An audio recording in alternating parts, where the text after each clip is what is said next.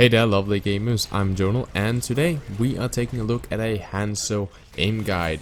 Now for starters you just want a good crosshair, so get a color which personally for me is green, that is easy for you to track with your eyes and doesn't blend in a lot. For example, white is not really that much of a good color because it blends in a lot with the environment.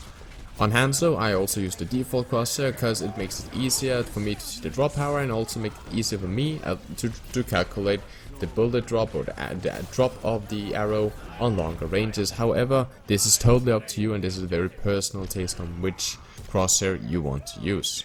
Whenever you have a good crosshair, go into practice range. Now, this is if you are not the best with Hanzo. If you don't get to the advanced guide, if it doesn't work well for you, which come later in the video, then this is how you should start. I recommend everyone doing this just to test themselves, and if it's too easy, go right onto the advanced guide, which comes later in this video, and there's a timestamp for that in the description. First, you want to master the 2-shot combo.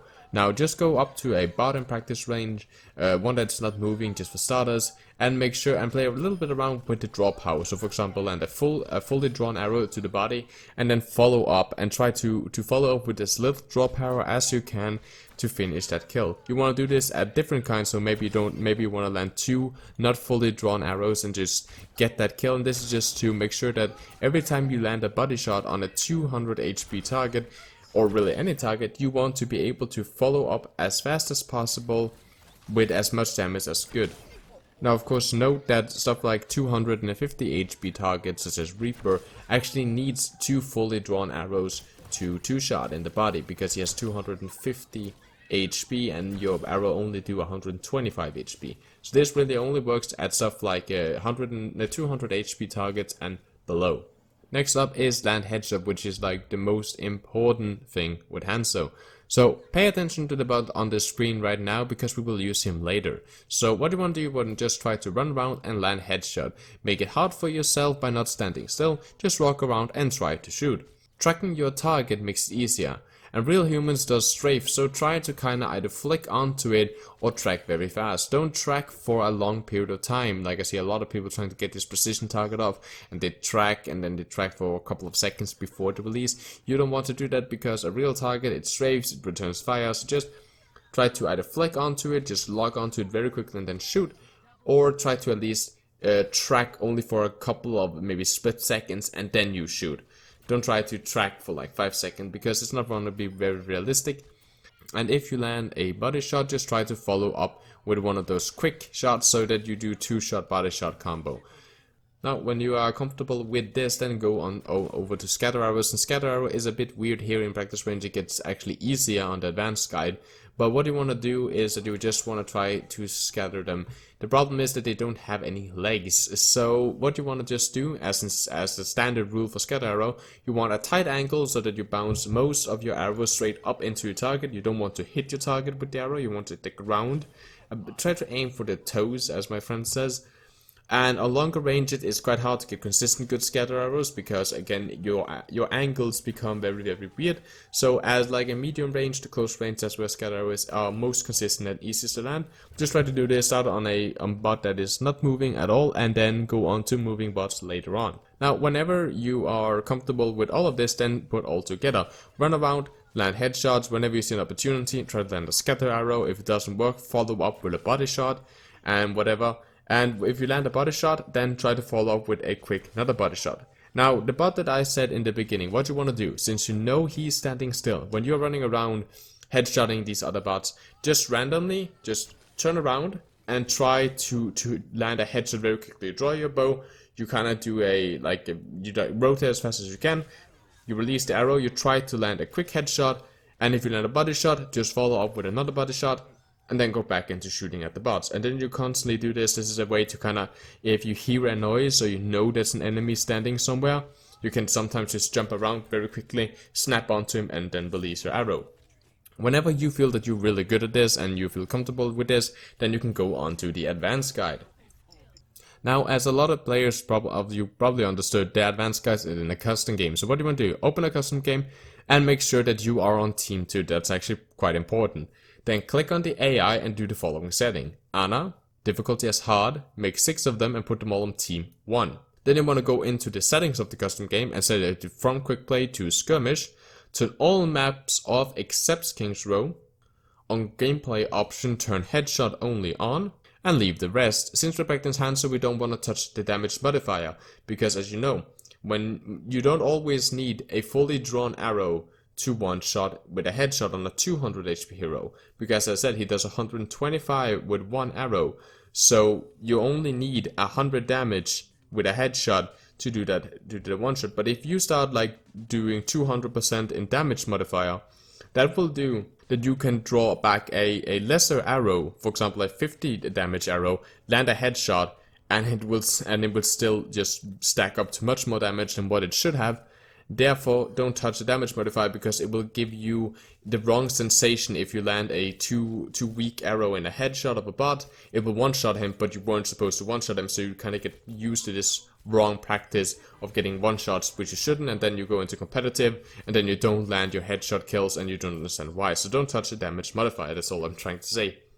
Now, you can divide King's Row into 3 to 4 sections. The reason I use King's Row is, first of all, that is the map that I feel I'm best on with Hanzo. That's the map that I use Hanzo on the most. And it's also really good because if you divide it up to these 3 to 4 sections, there's kind of this like path you can walk. That you can just walk and then you get a lot of practice in a lot of different environments. Everything from open mid-range to open close range. Very like close area combat and very big like open areas where you can do long range shots and stuff like that. So what you want to do, the first point or the first stage you want to start off at is about the entry point / at the golden statue. Now you don't want them to run out of the entry point first of all because the enemy team rarely does that, and if the enemy is holding actually that far up, there's a lot of like easy angles you can do. But the reason that we actually don't want to do this right now is because it gets so clustered, they just run in from this gate and it gets very easy to just pick them up at the gate. So what you want to do, you want to normally just start around the golden statue. So you play around here at the golden statue and about where the objective is also located on this map, and here you just practice to land headshot and stuff like that. So this engagement distance is what you will normally meet on the first point in King's Row, and also what in general you will meet when you play Hanzo, because this is about medium to close up engagement. It's a very open area, so you get a lot of easy shots off. There's not a lot that they can hide behind, but it still is easy to kind of walk around. You can change like the distance by just walking forward and backwards. There's a lot of like objects that they can hide behind it and they run into buildings, where you also can land to get some quick shot up, because a lot of time if they're running into a house, you don't have a lot of time to actually land that headshot before they're inside the house. So there's a lot of like good aspects of this area, which I get most of my kills here. At least in the beginning I get about maybe 30 to 40 kills here before I move on. And then when I got my 30 to 40 kills, I move on to the second point. The second point is the underpass, and this is good for long range and medium range of course, but a lot of time long range, especially if you see up to the right, there's this little alleyway where they come from a lot of times.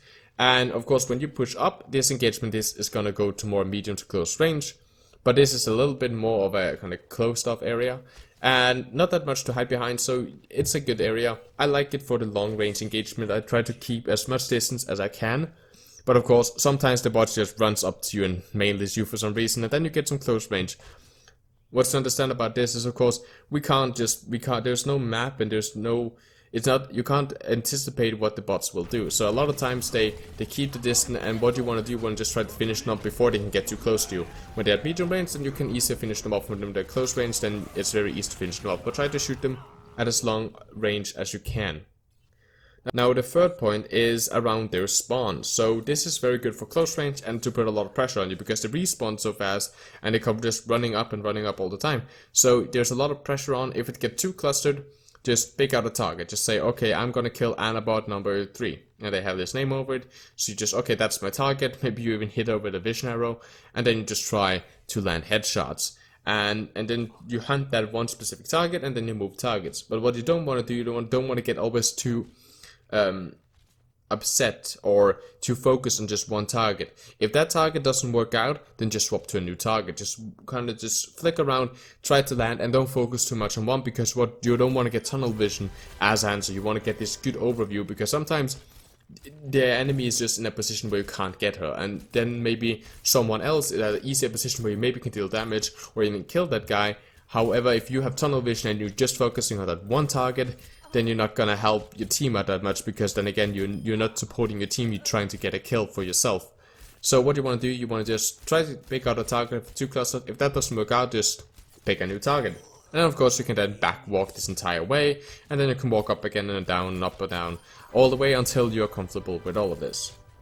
Now, between the third and the second point, there is this corner here, where you can also practice hitting peeking targets. It's very easy. What you do, you drop a sonic arrow, and you wait until the bots just run around the corner, and then you try to hit them. And that's a very easy way to just practice peeking targets, in general targets that you have marked, maybe another sniper, in general, if someone is marked. So you can also practice this by, of course, going in and making sure that the ability modifier is set to 0, so that you get enough vision arrows. But I'll go down to that after we talk about scatter arrow. I'm going to talk a little bit about that, so I'm not going to cover that right now. Just to note you guys that I normally do that when I'm backing off from the third point.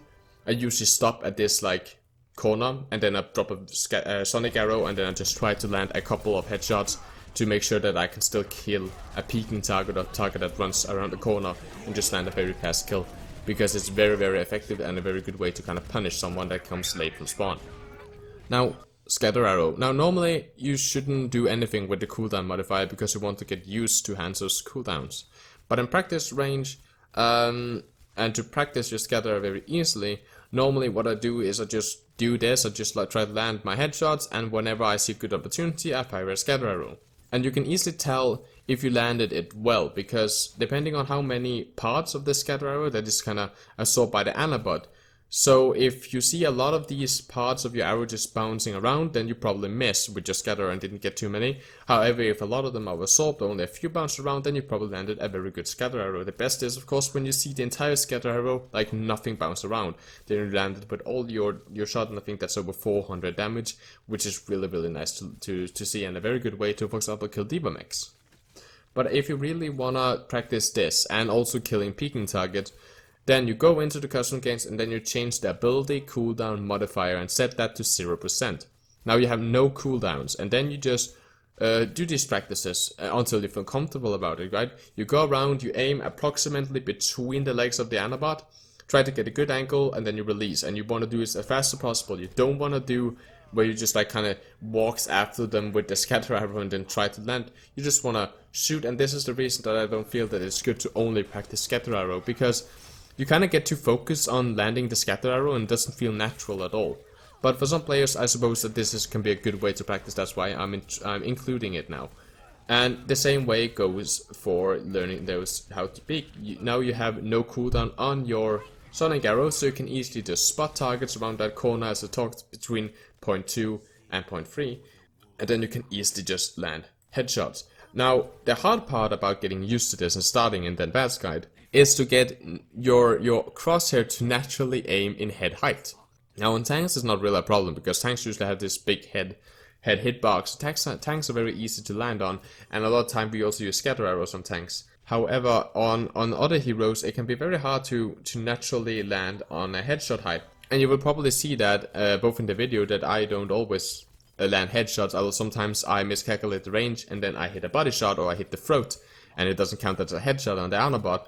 And you will also probably feel that you release and you see the arrow hit, but you didn't hit the headshot. And that can be a bit frustrating sometimes, but it's just something to be used to. And I think that will be your hardest thing if you already have good accuracy.